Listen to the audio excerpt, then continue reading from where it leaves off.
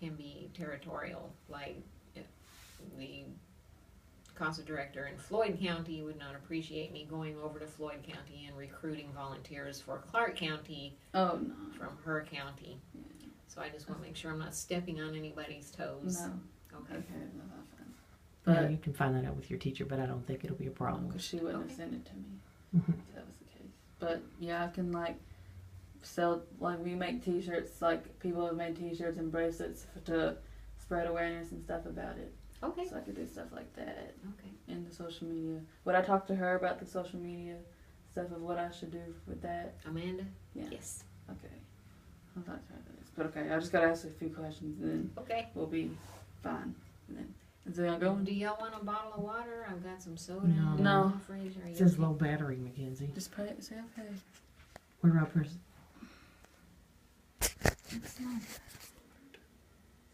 You've been going. Well, it says low battery. Okay, go ahead. Okay.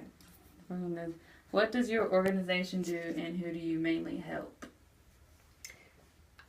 CASA is an organization that trains volunteers to advocate for the best interest of abused and neglected children. So we train volunteers and we help abused and neglected children. Do you have actual kids that are here or somewhere that you go and talk to? And they don't come into this office, no. But we go to the house where they live, if they're with their parents, if they're with relatives, if they are placed with foster care.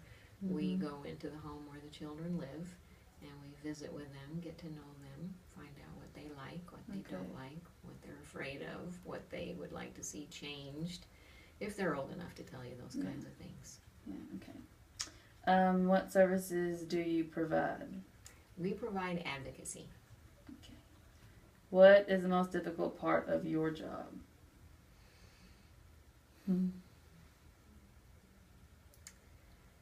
That's a very difficult question to answer.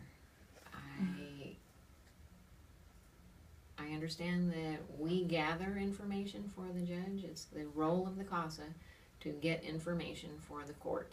Whenever a CASA volunteer is appointed to a case, they go talk to all the people that have any information regarding that child or those children, and they put all that information into a report that goes to the court, and they make recommendations based on what they think is in that child's best interest.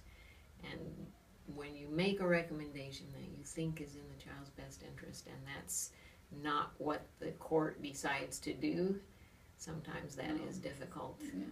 But we just have to remember that we are here to make recommendations. It's the judge's job to make the final decision. What do you feel is the least understood thing about the people you serve or organization, if there is any? The least understood thing? Well, in general, whenever you say CASA in Clark County, most people think you're talking about Community Action of Southern Indiana, which is CASI, Cassie. We get a lot of phone calls for Cassie. When I talk to people and I tell them I work for CASA, they go, oh yeah, I know what you do. And they think it's helping with energy assistance, or Cassie also has the Head Start program, so they think we're Community Action of Southern Indiana when we're not. We're court-appointed special advocates. Why do you think this particular injustice continues to happen in our world? Like neglected children and abused children. Abuse and neglect. There are lots of reasons for abuse and neglect. Some people, that's how they were raised and they just continue the cycle. A lot of people have serious problems with substance abuse, and when you are not in your right mind, you are not going to be a good parent. So I think substance abuse is a problem that is on the rise, and it contributes to neglect and sometimes abuse. And I think sometimes people are just extremely selfish. They put their own needs above their children's needs. There are many other reasons, but I'll stop there. And who do you feel has the power to change this situation? God Almighty. I think that there are good-hearted people who want to help and who can make a big difference in a child's life just by being there for them and being a voice for them.